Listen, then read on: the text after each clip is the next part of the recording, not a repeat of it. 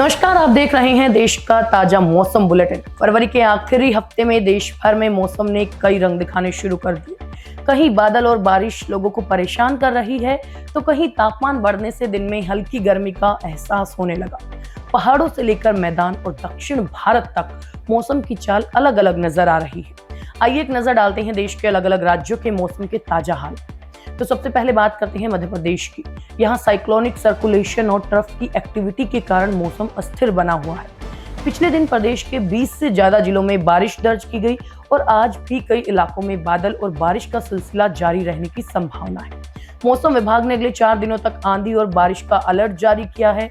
वहीं 23 और 24 फरवरी को एक नया सिस्टम एक्टिव होने से दक्षिण पूर्वी जिलों में मौसम फिर करवट ले सकता है।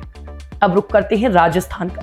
यहाँ मौसम फिलहाल साफ बना हुआ है, लेकिन तापमान लगातार ऊपर जा रहा है। दिन में गर्मी बढ़ने लगी है और कई शहरों में पारा 30 डिग्री सेल्सियस के पार पहुंच चुका है।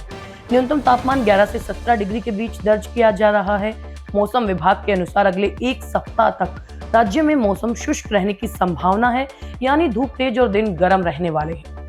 अब हरियाणा की बात करें तो यहाँ मौसम का मिजाज तेजी से बदल रहा है। आज सुबह कई शहरों में घना कोहरा छाया रहा।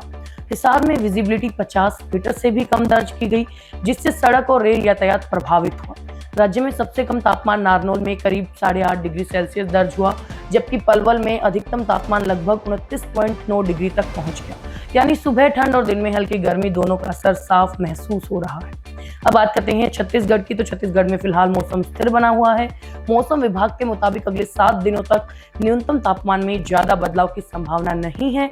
रायपुर में अधिकतम तापमान करीब 34 डिग्री सेल्सियस दर्ज किया गया, जबकि अंबिकापुर में न्यूनतम तापमान लगभग 11.8 डिग्री रहा। यानी यहाँ दिन में गर्मी और रात में हल्की ठंड का सिलसिला जारी है।